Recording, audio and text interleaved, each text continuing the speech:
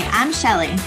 And I'm Nicole. And you're listening to the Baby Pro podcast, where we talk about everything and anything related to pregnancy through the first year of your child's life.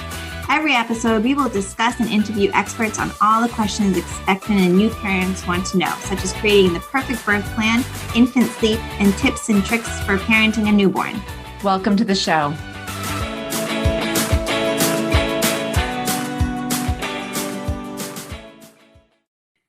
Hello, friends. Welcome back. This is Shelly Taft, and I am flying solo again this episode, but not to worry. The lovely Nicole will be joining us again at the next episode.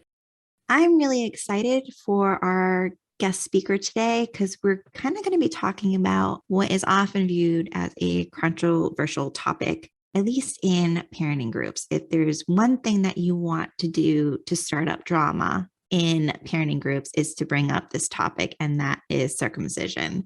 So this week we'll be talking with Georganne Chapin, and she is the executive director of Intact America, which opposes circumcising any child, male or female, before they can give consent. So I hope you enjoy our interview with Georganne. I hope you listen to it with an open mind, and hopefully you'll learn some things that you didn't know before.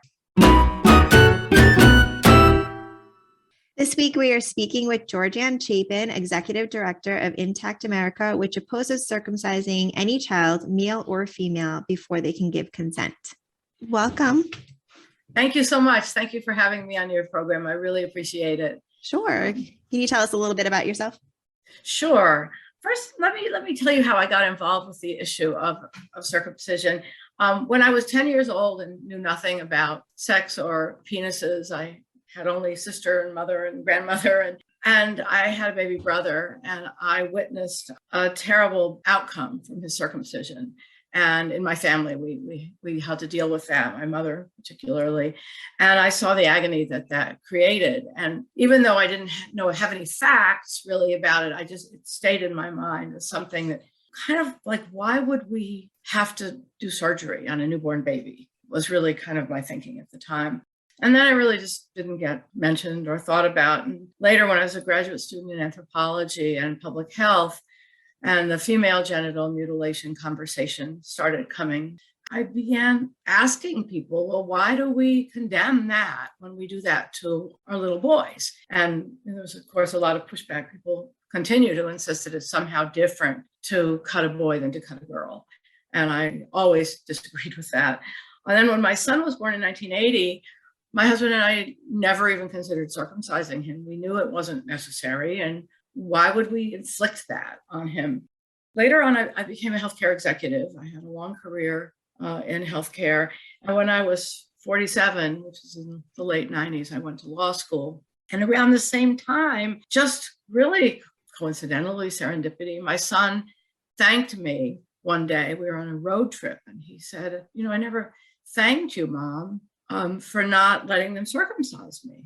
And even though I was totally comfortable and used to, I thought what I thought and believed what I believed, it was the first time I ever thought of circumcision as something with a lifelong impact, that you would have deprived. He was obviously enjoying his natural self, and that I would have even considered depriving him of a body part that had a lifelong function. So that's really when I started moving from just kind of saying, oh, it's silly, it's ridiculous, not necessary. That's when it kind of coalesced with my earlier observations that this was something really not just traumatic to do to a baby, but something that really would last a lifetime, the negative consequences or the positive consequences of keeping your own body. So when I was in law school, I wrote a paper for a bioethics class about circumcision, and kind of made everything come together, and that and my son thanking me and my career in healthcare and becoming a lawyer.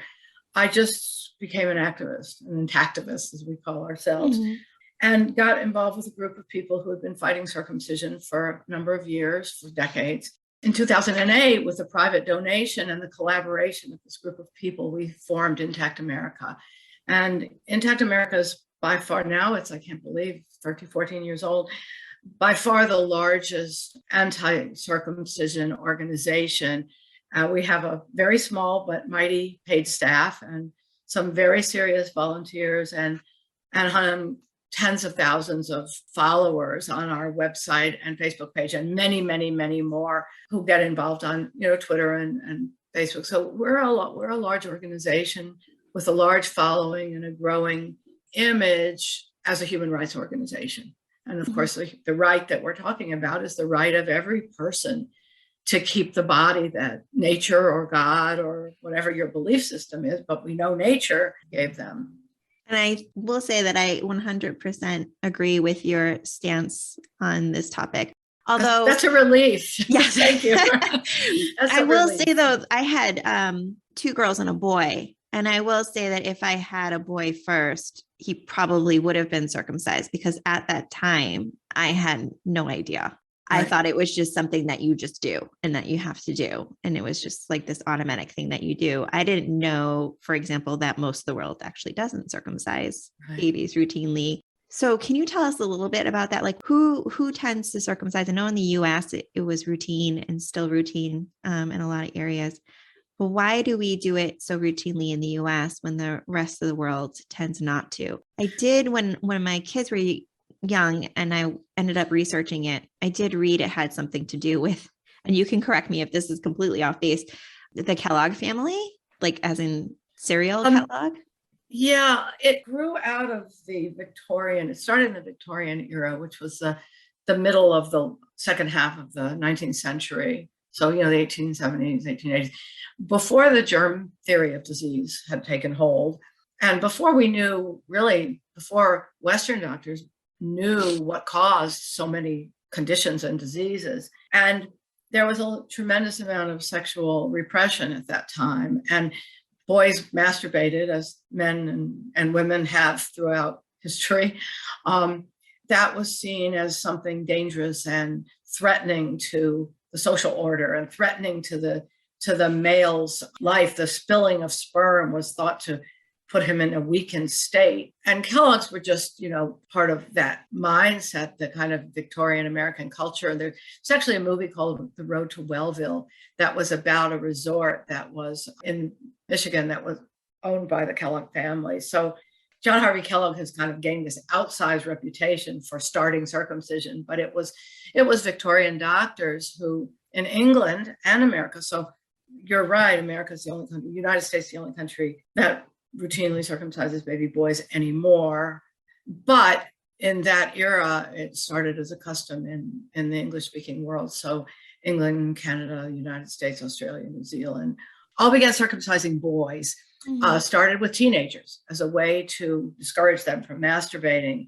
And then as obstetrics became a specialty and childbirth moved from being a woman-centered activity with midwives, home births, natural doulas. I know you're a professional doula, but women have played that role throughout human history, facilitating the process of childbirth.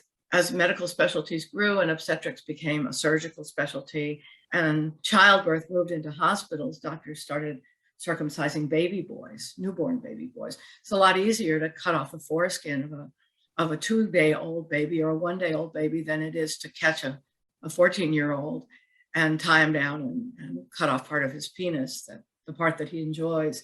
So that's how it evolved. And through the first half of starting in the 20s and 30s, when childbirth started taking place more routinely in hospitals, became very common. The obstetrician was the one who did it. And interestingly, being circumcised was kind of a status symbol at that time, because it meant that the mother had the resources, the money to have her baby delivered in a hospital. Of course, we all know what that entailed. It entailed drugging the mother, wrapping her up in, in gowns. And it wasn't a safe or more healthy alternative, but it did take hold. Then around by the 40s, really, circumcision became fairly routine. But then it diverged because England developed the National Health Service.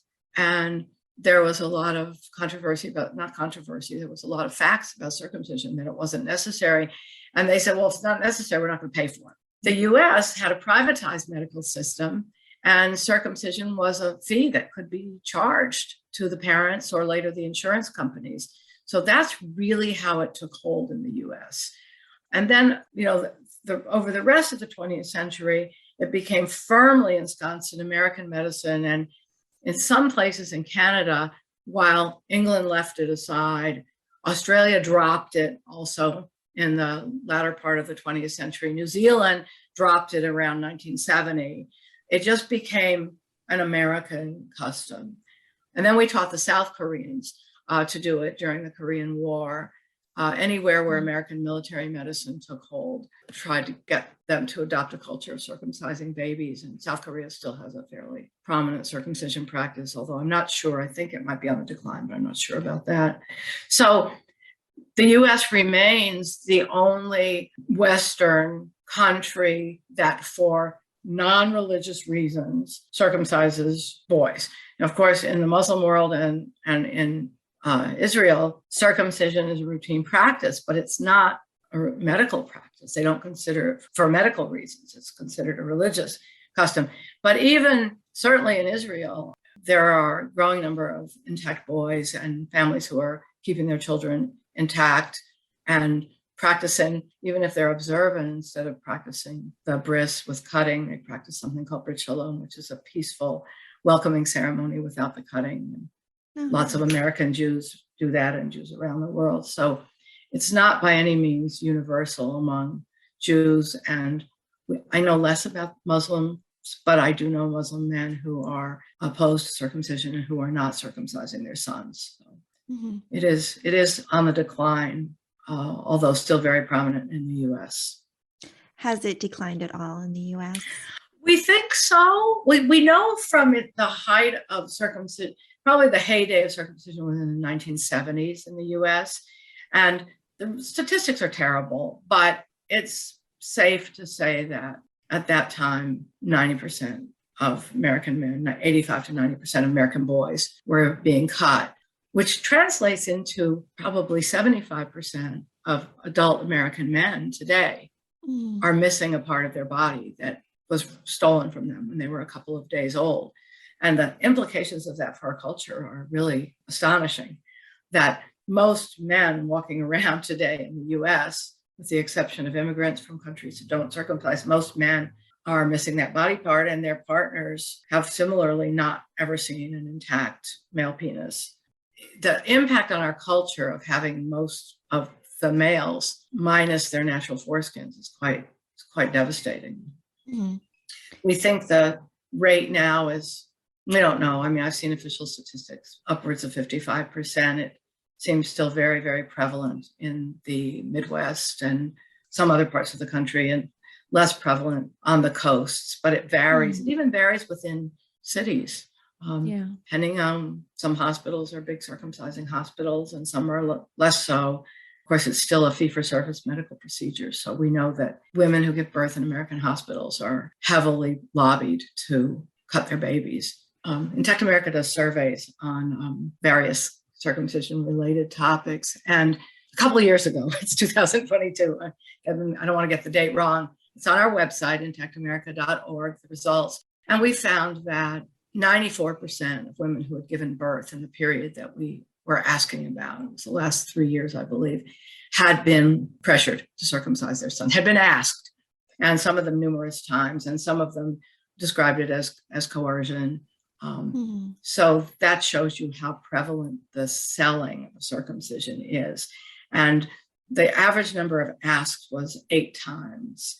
We also asked the question, if you had not been asked, would you have circumcised your son? And upwards of 40% of women said yes. So it's still, as you said, probably something that too many women see as a default.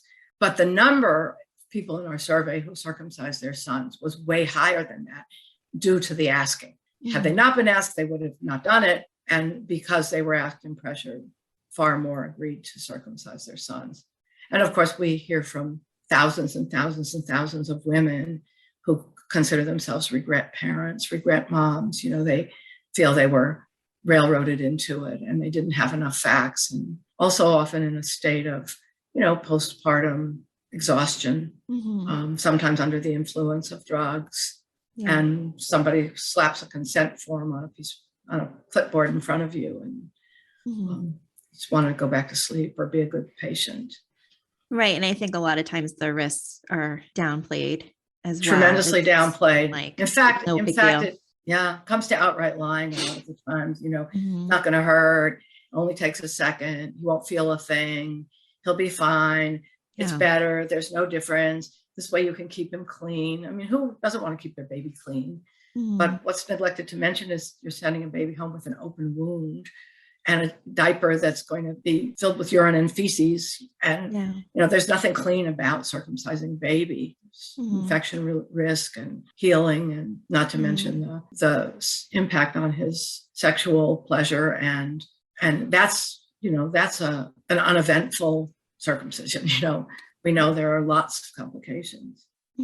Yes. And I like your point that sometimes it depends on where you're located too. So I'm located right outside of Boston, and I do feel like I've been working in the hospital system for almost 10 years now. And I do feel like there has been a shift, at least in the hospital that I worked at when I first started, to now, where I remember a couple months ago, I was in a room and the family was asking to have the baby circumcised. And the OB said like 4 times, "This is not medically necessary. If you are choosing to do this, it is not for a medical reason." And then she would say, "Do you still want to do this?" And they would say, "Yes." And then she would say it again. Like she said it like 4 times, almost like she was trying to talk them out of it. Right. Sure. And there are some providers at the hospital now who won't do them at all. So they have to like have someone else do it.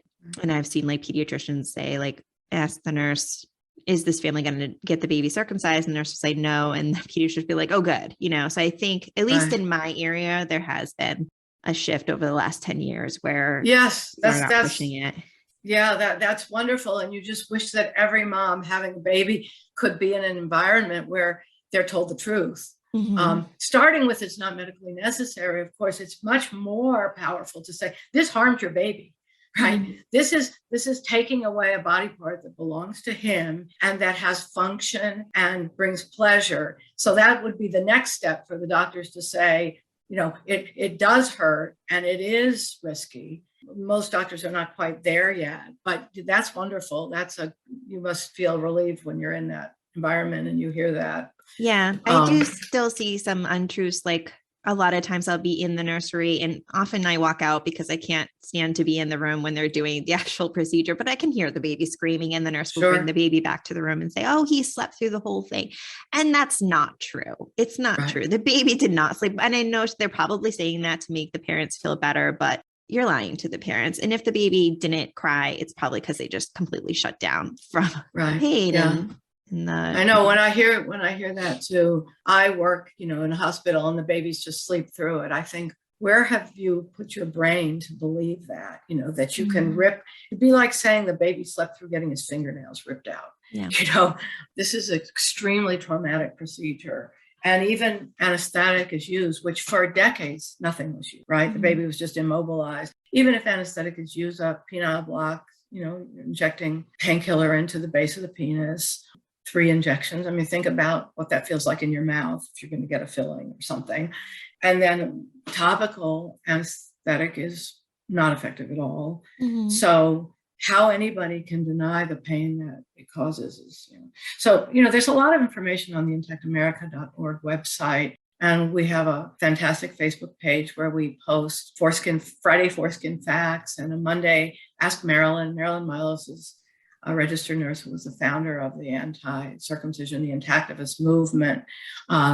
We do, that's Monday column that comes out on Facebook. And then on our website, we have not only lots of information for new parents and babies, but we have a section called Voices, which is parents, adults speaking out about their own circumcision status experience, or their experience as as an older person who was decided not to circumcise, as a parent who decided not to circumcise. There's just a lot of personal stories, not being very articulate, but the Voices series on the Intact America website is something that any parent who's considering circumcising his or their child should look at, because those are the stories of people with experience. Yeah, and I was looking on your Instagram as well, and the Intact America Instagram, and that's on there too. Which Yes. I was Yes. scrolling through. I'm like, it's such a great page. So much Thank you. information. Yeah. Thank you. Yeah. Thank you for mentioning that. Yeah, Intact America, we're actually doing a revamp of the site, and we are unequivocally opposed to taking the body part off of a child. And we also talk about couple of other things. We talk about consent, even the kind of consent that a teenager or an adult can give is often uninformed consent, because doctors don't tell the whole story. They don't tell the truth. So to say, well, let him wait till he's 18 and then he can decide. We have lots of stories of 18, 20, 22-year-olds who were told the same garbage, really, by doctors who wanted to cut them. It's fine. You won't notice any difference. Well, if you won't notice any difference, why are you doing it? It's better. You're going to have to, the other common, it's going to have to be done at some point. So you might as well do it now. And that's given as an excuse to parents. Like, no, it's not going to have to be done at some point. In Scandinavia, where circumcision rates are, way below 5%, probably 1% were newborn circumcision rates. Near 100%, nearly 100% of adults in the country are not circumcised. They didn't have a medical problem requiring circumcision. And most medical problems, the rare medical problems that foreskin could present, have other less invasive treatments. So we don't cut off women's labia because they have a blister, right? Or an infection. We don't. So we don't cut off women's genitals because they get urinary tract infections. Girls get more urinary tract infections than boys do, and they can be treated with simple antibiotics. About 50 cents worth of antibiotics will cure a urinary tract infection. So all of the pathologies that are presented as justification for circumcision are not justifications for circumcision. Right. Because I know there's a lot of talk of like circumcision reduces the risk of STDs, which I don't think is even true. No, there's no proof. The data that are cited now, and they're starting to say this less because there's absolutely no proof, based on these very unethical studies conducted in sub-Saharan Africa among mostly marginally literate or illiterate adult men who were essentially coerced into giving up their foreskins with the rationale that they wouldn't get HIV from women because they aren't proving any reduction in transmission from men to women. So men will have their foreskins removed, and terrible consequences done. This is done kind of assembly line style. They're often given food and money, supposedly for transportation or whatever. And there they are, cut loose onto back in the world with this illusion that they're not going to get HIV because they're circumcised. And it's a travesty. So in Western countries where research has been done on sexually transmitted diseases, including HIV, there's absolutely no evidence to support the claim that circumcision reduces transmission of sexually transmitted infections, which doesn't. The military has done studies. There are lots of studies coming out. But this is the history of circumcision in the US, is that there are these bogus claims. Don't forget, it'll stop masturbation. It'll cure tuberculosis. It'll prevent mental illness. Yeah, these were all 19th century claims, things we didn't know. Insanity, fecal and urinary incontinence, circumcision will just fix him right up. He won't have any of those problems. Those were blatant untruths and lies. And then, and then cleanliness. Well, again, who wants to have a dirty baby or a dirty penis, right? Nobody stops to think that you can wash. If you can teach your child, to read, to do math, woodworking, and send your child to college or not, or to vocational school, and your child can become a master carpenter or a physicist or a software developer, and you can't learn to wash his genitals. Right. I mean, it's so absurd. You just teach them. Yeah, you teach them the same way you're teaching them to brush the teeth. Right, exactly. Right. Brushing your teeth probably feels a lot less pleasurable than washing your penis in the shower. And there's nothing inherently dirty about the human genitals. I mean, this is throughout. Again, you don't need to be obsessed about cleaning your genitals. Just regular old bathing is just fine. That's true. Taking care of an intact boy is far easier than taking care of a newly circumcised boy. And the foreskin does not detach from the head of the penis until the boy is older, and sometimes as old as late teens. So that's the other thing that you allow me to talk about is boys who are kept intact don't stop being potential prey victims of a medical system that loathes the foreskin. So we get reports every day from parents who've taken their child to the doctor or to the emergency room, their intact child, and had the doctor or nurse grab that child's penis and force back the foreskin, which is breaking the adhesion to the glans penis, to the head of the penis, creating immense pain, bleeding, subsequent possibility of infection, terrible trauma. Actually, a story came out the day we're recording this. Can I mention that? We're recording this on April 27th, right? Like a story came out today or yesterday in a paper in the Midwest, North Dakota, about a mom whose child was forcibly retracted in the emergency room with the excuse that he needed a catheter, and you don't need to forcibly retract a child to put in a catheter. And this story repeated probably thousands of times a week around the US. Doctors and nurses, despite the fact the American Academy of Pediatrics says a male's foreskin should never be forcibly retracted. It will retract on its own when it's time. Despite the fact that the AAP says that, doctors and nurses insist that this is necessary. And they tell parents they should be doing it. And that creates terrible harm. And it doesn't end. It doesn't end with keeping your son intact. That's something that's really important for people to know, that they're going to have to fight off the circumcision culture. And it doesn't end with adulthood. Men who might have a minor problem or no problem at all we have a story coming out soon from a young man. He's not young anymore. When he was 18, he went for his college physical, and the doctor told him same thing, you might as well get that taken care of right now. You're going to have it cut off anyway, eventually. So you might as well do it now before you go to college. And he realized immediately he did. And he said it was against his better judgment, but he went along with the doctor and realized immediately that he had lost sensation a lot. Yeah. I would say that was for me the biggest challenge of keeping my son intact. I was really surprised at the pushback I received, because I homeschooled, I had home births, and I got a little bit of pushback for those things. But when I said that I wasn't going to circumcise, it was much more of a pushback, which surprised me, because in my head too, I was thinking like, why is my son's penis any of your business anyway?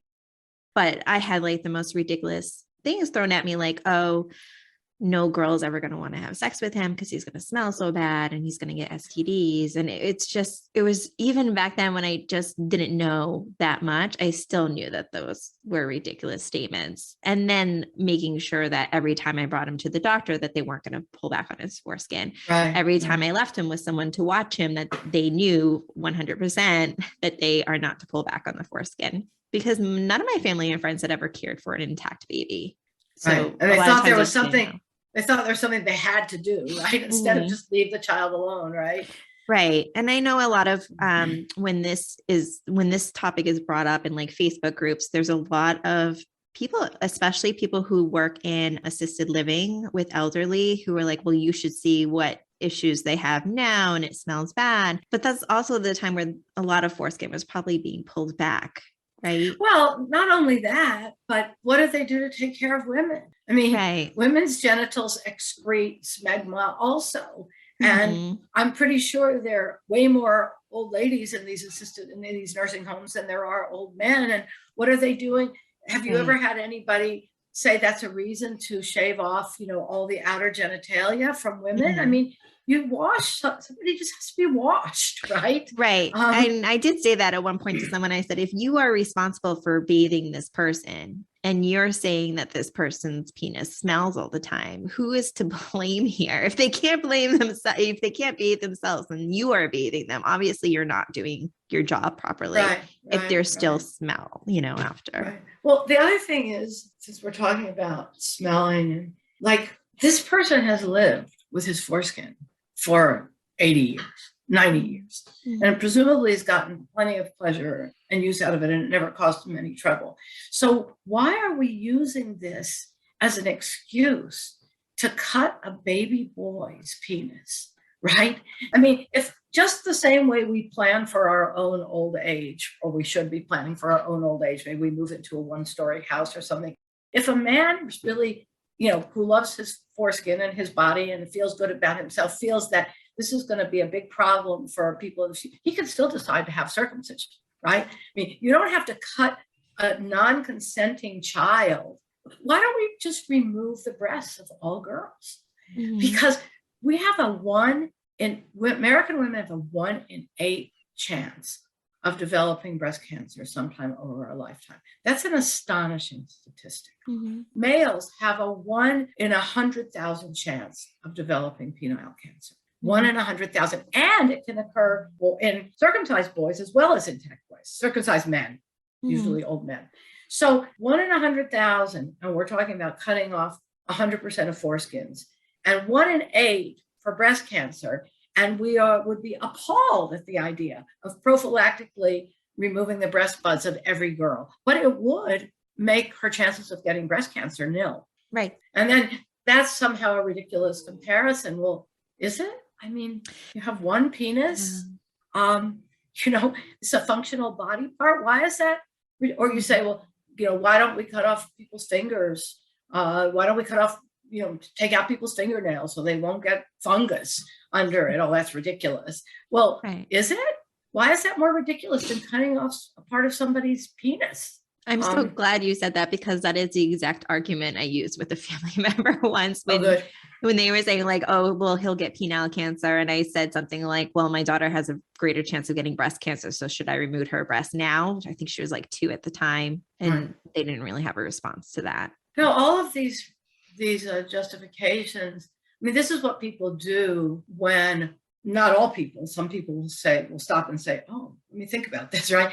But it's very common for people to look for defenses that they've really never even used in the past and they don't know anything about, right? Because it's threatening to hear, especially if you've cut your child, right? Or if you've cut a child, doctors, right? Or if you've lied to parents so that they'll cut their children. I mean, it hurts and you told them it doesn't hurt, right? So it's a natural thing for people who are complicit in some way to put up these excuses and these defenses. And they're all ridiculous, really, right? Yeah. None of them make any sense. It doesn't make sense to remove a normal, healthy, protective, pleasurable body part. Doesn't make any sense to remove it. And to remove it from somebody else who cannot understand what it means, cannot give consent, is a travesty. And we know so much more about like childhood trauma now, and how it impacts you for the rest of your life. I can't help but wonder like how traumatic it is for babies. We have on our website, on the intactamerica.org website, we have a section on adverse childhood experiences. And Dan Bollinger, who's an Intact America board member and volunteer, and I have written a paper about circumcision as an adverse childhood experience, lobbying essentially for that to be added, for genital cutting to be added to the inventory of ACEs, of adverse childhood experiences. There's just no way that it doesn't qualify, right? But that is still, far, far from happening. It's considered. And why is this considered controversial? It's when it's so obvious. But the reason it is because the status quo is extremely powerful. And then if you combine that with the medical industrial complex and the compulsion to do medical procedures and charge for them that our country's medical industry has, all of these things coalesce. You're essentially the young man who's doing the story for Intact America's Voices column used the word predation. He said, the medical system preys on men with foreskins. And I had said in the past, it's like the foreskin has a barcode on it. And, if you could just grab that foreskin and take it, that there's a claim that can go into the insurance company or to Medicaid. And everybody's complicit, the hospital, the doctors, the nurses who help to solicit. Yeah. As a lactation consultant, I see that babies shut down after they're anywhere from 4 to 12 hours. They're just, they're not going to eat. They're just shut down. They just want to sleep. And the parents at my facility are told it's because of the Tylenol. They give them Tylenol before they do the circumcision. And they tell them it's the Tylenol that makes them super sleepy. But really, it's just that they went through this really traumatic procedure and they just kind of like shut down because they're only 1, 2, 3 days old. And you're putting them through this very painful, unnecessary surgery. And sometimes, if a family is struggling with breastfeeding, I'll try to nudge them to slowly at least delay the circumcision if they're completely set on having it. Like, don't do it now when your baby's already struggling, because it's not going to help anything at all, because those babies just shut down and then we can't work on breastfeeding at all. So interesting, because there's so many contradictions that people don't see, they ignore, right? So it's harmless, but don't do it on a baby that's not medically stable. Well, if it's harmless and if they really don't feel a thing and it's not traumatic and it won't interfere with their breastfeeding, then why do we put that caveat in there? The baby has to be medically stable. You don't do it on little preemies. Well, why? If it's nothing, if it's beneficial, right? If they just sleep through it, why wouldn't you do it on a preemie? Now, I'm not advocating to do it on a preemie. What I'm saying is how contradictory that is, that you would be protecting a medically fragile child from circumcision, but promoting it as a completely harmless, routine, painless procedure with no negative consequences. The other thing we really haven't talked about much is the complications. And the complications are far more common than parents are led to believe. And the American Academy of Pediatrics, in its now expired circumcision statement, has a sentence that says the risks are less than the benefits, although complications have never been systematically studied. Well, how can you make a statement, which is untrue, on its face, that the risks are less than the benefits, since there are no benefits, but then to admit that there's never been a systematic study of complications, and there are short-term complications like the ones you're talking about, right? Failure at breastfeeding, bleeding, infection, pain. Those are short-term. Die. I don't think that's talked about enough. And babies die from circumcision. I remember when this was like years and years ago, but the whole controversy over hot dogs, giving children hot dogs, came out. And that's when they started telling parents, you have to cut the hot dogs in half and across, because a certain number of young babies had died eating hot dogs. And I remember looking at that and thinking, but more babies die a year from circumcision and nobody's talking about that. Right. And the reasons given, when a baby dies from circumcision, and it's from circumcision, and I know it's from circumcision, because he bled to death or went into shock or had cardiac arrest or had a massive infection, a massive herpes infection, whatever. The reasons given, for example, on the death certificate are exsanguination, bleeding to death. Well, why does a newborn baby bleed to death? A newborn baby doesn't just spontaneously develop an open wound that bleeds to death, So circumcision is not listed as the cause of death. And then parents, or if the baby had a bleeding disorder, but you're circumcising a newborn, you have no idea that baby had a bleeding disorder. I don't know when tests are done I've heard, I don't know if you want to put this in, that one reason that Judaism calls for circumcision later, the 8th day, there are various theories, but one is that it takes a few days for the babies to be able to coagulate better. Yeah, with the vitamin K built up more. Okay. And yes, that's true. Yeah. So you know more than I do about that, and thank you for that. Right. So circumcising a 1-day-old baby. One of the most heartbreaking anecdotes I heard from a young man who had a tremendous sexual dysfunction and a malformed penis from a circumcision in his early 20s. And he wrote a letter to a pediatric urologist and said, I was circumcised when I was 7 hours old.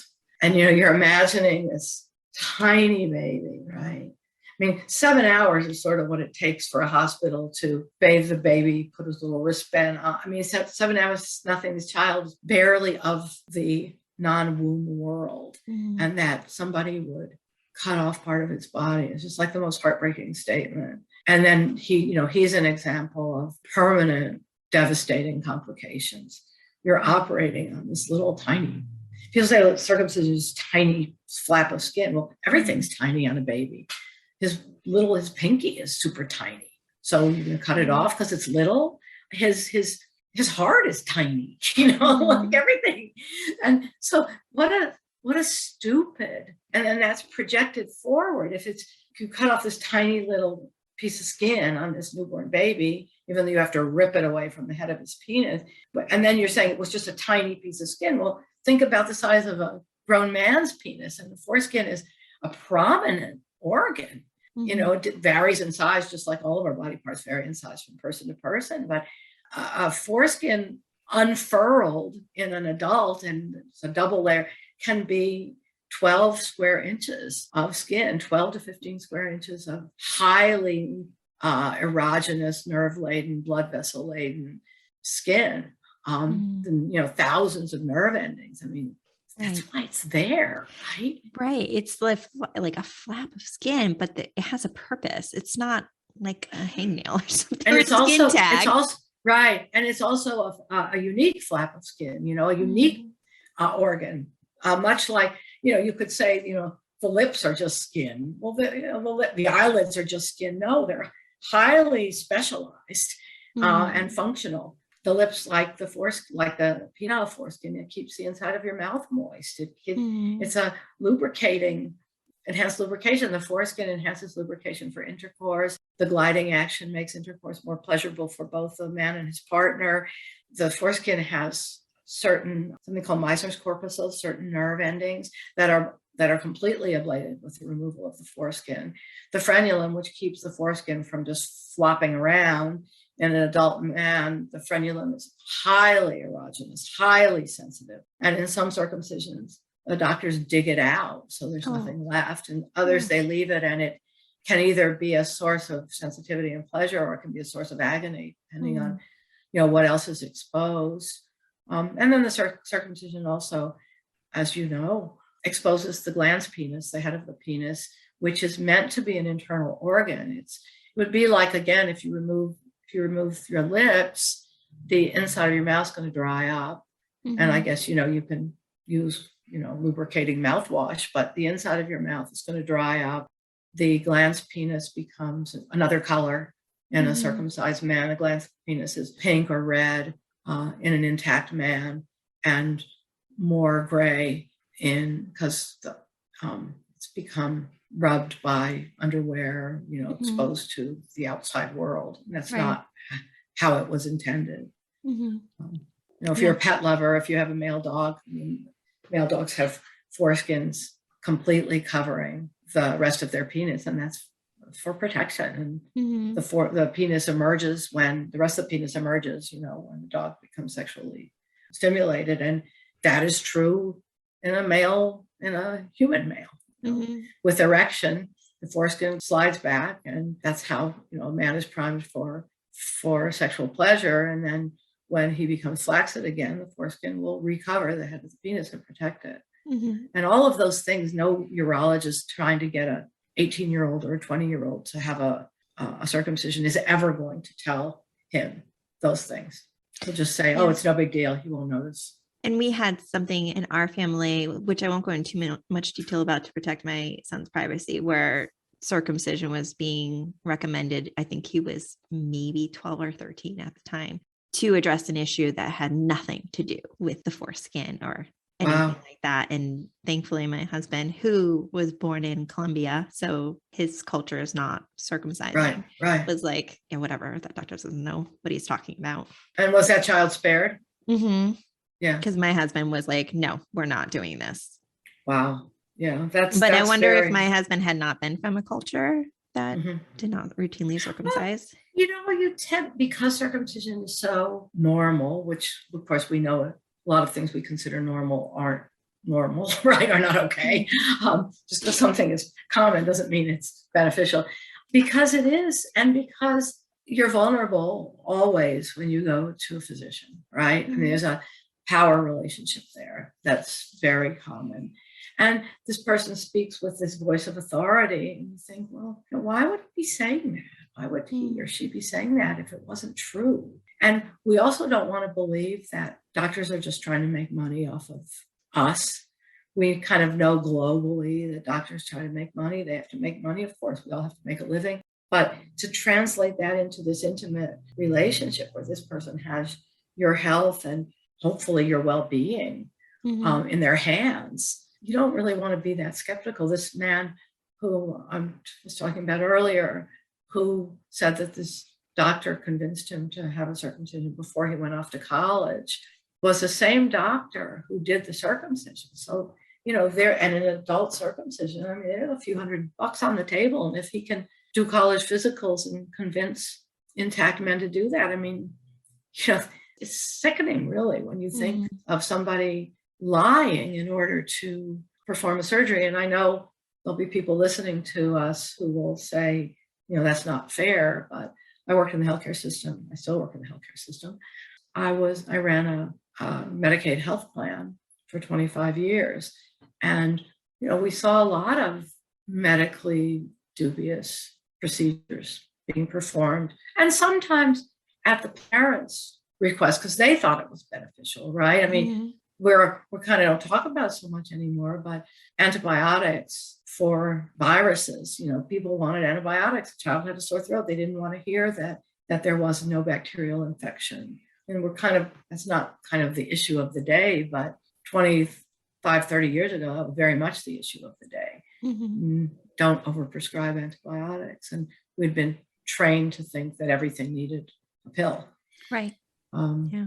Kind of changing topic a little bit back to like reasons why parents would circumcise their baby and how ridiculous some of them are. I think the one that makes me roll my eyes the most is, well, the father is circumcised and they want the baby to look like the father. And I never quite understood that one, because as having girls first, I was like, is this something where, the father takes his son on a camping trip and then they both like whip out their penis and say, see, we both look alike. So I guess we're related or something. It just never made sense to me to cut off a piece of your baby's skin just so that your genitals look similar. Which of course they don't, right? Right. I mean, what about the hair? Yeah. What about the testicles of a baby or a young child as opposed to the hairy testicles of his father? What about size? I mean, doesn't it make more sense to inject dye into your child's eyes so they'll have the same color eyes that you do? Because everybody sees that. Nobody sees the penises, right? So it's clearly an absurd argument. However, I think it runs pretty deep, because I think that it's a roundabout way of saying, well, there's nothing wrong with father, because I've also talked to women who have said that their husbands were, absolutely furious about the idea of not circumcising their child. And I've said, you might want to think about the fact that he thinks you're telling him there's something wrong with his penis. And so saying, well, you're the man and you have the penis, and if you want your son to look like you, is a kind of back doorway of saying, I think you're fine. I think you're okay. Please don't feel bad. I can see that. Yeah. And so I often, hardly have any credentials as a marriage counselor, as a relationship counselor, but I have talked to a number of women who were just so angry at their husbands for failing to want to protect the sons, but the guy is going through his own trauma. Probably the first time in his life. He's like having to think about the fact that this was done to him. So that plays into both the look like the father, the other look like the father thing is, if you want to think about it, well, when did that change? Because throughout human history, men kept their foreskins. So who was the first one that came up with that? Because if you really want to, keep your boy intact, and then your grandchildren will look like their fathers, right? Right. If my son has a son and keeps him intact, he'll look like his father, right? There are so many things. I mean, that would you, if the father lost a finger in an accident or lost an arm in an accident, would you cut off your baby's arm? Right. And of course, what you're going to hear is, oh, that's ridiculous. Well, yeah, it is. And so is cutting off part of his penis ridiculous. So that he'll look like another amputee. Foreskin, circumcision is an amputation. So do you think that we should we should carve up our children to look like the accident that befell their parents? If a girl, if a mother has a breast removed, do we then go and, because she had cancer, do we go and remove the breast of her daughter so she'll look like her mother? And you know all these arguments. I mean, why do you get them? And why do I get them? And it's so hard to make this change, but it is changing. And it's changing thanks to people like you. It's changing thanks to organizations like Intact America and all the people who speak out. And it's changing because there are doctors who understand and who are enlightened, and there are nurses who understand, but it's just still far too prevalent, and we have to keep talking. And progress is so slow. Always. Yeah, it is. But the social media is also, when people criticize social media, it's also a massive opportunity to reach out. I mean, we have a newsletter that's monthly, and your folks can go to intactamerica.org and sign up for our newsletter. It's got great information, current information, stories, advice, news items. Our website has all of that and more. There's a section called Our Positions. Very brief and concise statements about the kind of the various arguments given for circumcision and our arguments for keeping people intact. Our Facebook page is very lively, Intact America on Facebook. We have another page called Circumcision Debate, and that's something you might want to refer some of your clients who are not sure what they want to do, and they find the intactivist argument too in their face. Intactamerica.org is for people who kind of have already come along a certain way, but Circumcision Debate on Facebook and on online, circumcisiondebate.org, website, has some of the common, I'm afraid he won't look like his father, I'm afraid I won't be able to keep him clean, those things that people have been taught to fear. And we address those on that page. And at Circumcision Debate. Circumcisiondebate.org and Circumcision Debate on Facebook. And then our main website, intactamerica.org. Okay. And I'll put all of these links in the show notes as awesome. well. That would be great. What is one thing that you'd want parents to know about circumcision when they have a baby? Like, if you could only say one thing to them, what would you say? Your baby doesn't want to be circumcised. Your baby doesn't need to be circumcised. It's going to hurt your baby now, and it's going to permanently damage his sexual future. At its best. Its best. That's with no complications. That's with no complications, right? At its best, it will limit his sexual pleasure forever, and immediately it will cause him, just having come out of a peaceful womb into a tough world, it will cause him immediate pain and suffering. And it will cause you a lot of trouble. Who wants to be doing wound care on a newborn? You got to get used to having this baby at home. You've got to take care of yourself after a delivery, whether vaginal or cesarean. You've got to get your sleep. Baby's got to get sleep. Your family has to be integrated in a different way, a new person in the household. All of these things. Why would you want to add into that wound care? Bandages, Vaseline, possibly an infection, blood in the diaper, worried about the feces getting into the wound. It's absurd, right? Right. So your baby doesn't need to be circumcised. You can protect your baby. You're the protector of that baby. So I told you a lot of things. You said one thing. But I think it's important for parents to hear that. Who's going to protect your baby? Not you. Right? That's you're there to protect your baby. Your baby can't protect himself. Right. And to cut off his body part is not protecting him. You keep him intact. And then, over his lifetime, he can learn to protect himself. But when he's vulnerable, that's your job. I agree 100%. Well, thank you so much for coming on and talking to us about this topic, because I feel like there's still a ways to go before we kind of make a lot of progress in this area. Right. Well, thank you. And, if you would like to do a program in the future on the forcible retraction issue, because I think it's huge. Okay. And I think, and it goes throughout an intact male's lifetime, actually, but certainly during the vulnerable years, toddlers, elementary school. I mean, a lot of doctors think boys should be able to retract by the age of something 2, something 4, something 7.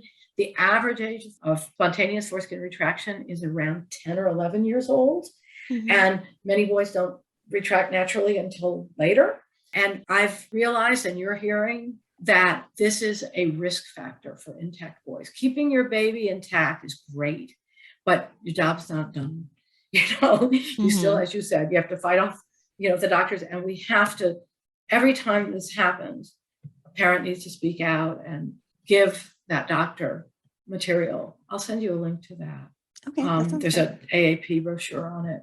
So maybe if you want to do another show, I'd be happy to speak on it, or I'd be happy to suggest other people. Great. I think that sounds like a good idea. Yeah. Right. Yeah. Well, thank you so much, Shelley. I really appreciate the time. Mm-hmm. Have a great day. You too. Thank you for joining us this week on the Baby Pro podcast. Make sure to visit our website, ShellyTaftIBCLC.com, where you can check out our online parenting community, The Baby Bistro. You can also follow us on social media at ShellyTaftIBCLC on Instagram. If you love the show, please leave a rating on iTunes so that we can continue to bring you amazing episodes. Thanks for listening, and see you in 2 weeks.